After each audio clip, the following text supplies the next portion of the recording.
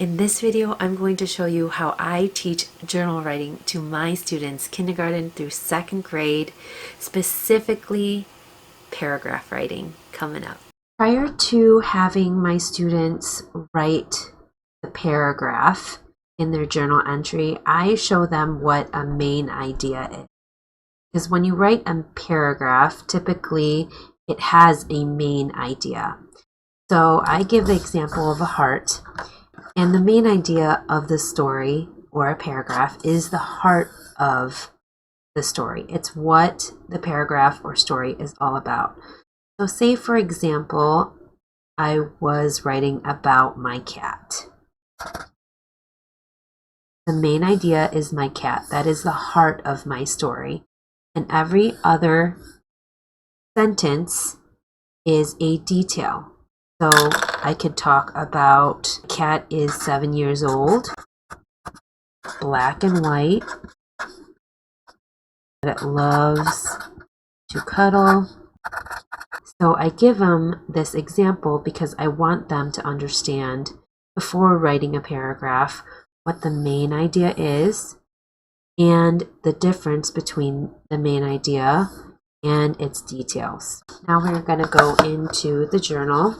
And I always have my students start on a fresh page, and I tell them we need to start with the date, and then we write the main idea. We're going back to the main idea, which is my cat. So then I'm going to write what my paragraph is all about. And I'm going to draw a heart to remind myself that that is the main idea. So now that we've written the date and the title of our story, I go on to having them draw something about the main idea. And I encourage them to give as many details as possible. I don't have them color it. I have them doodle, and I give them a certain amount of time to do this. And I have them draw because that gets their ideas flowing so that when they write, they have a reference. So for example, I will draw a cat.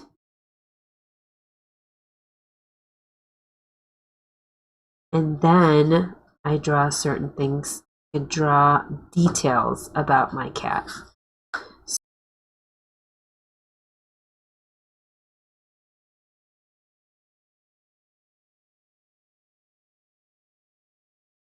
So then after they've drawn some details, then I label the details.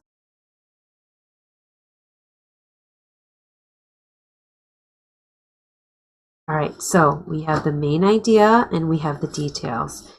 So this would give me 1, 2, 3, 4, at least 4 sentences that could start my paragraph.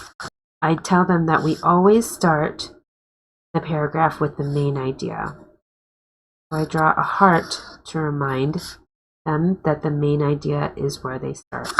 And we look to the title.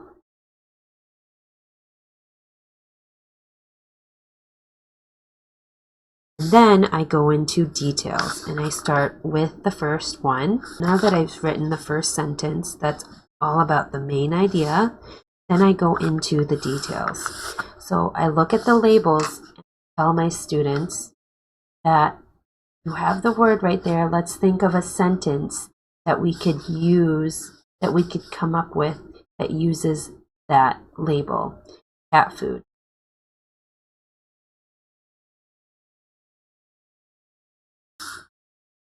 Then I can go on to the next one, cat.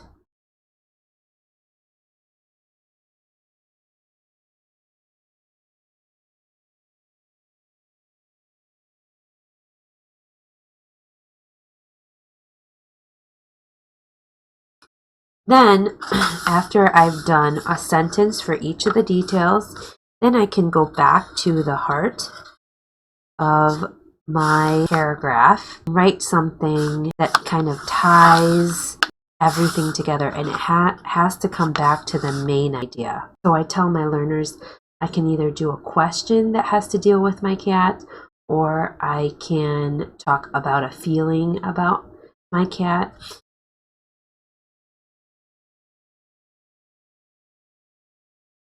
Okay, so now we have 1, 2, 3, 4, 5 sentences. We started with the main idea, 3 details, and then back to the main idea.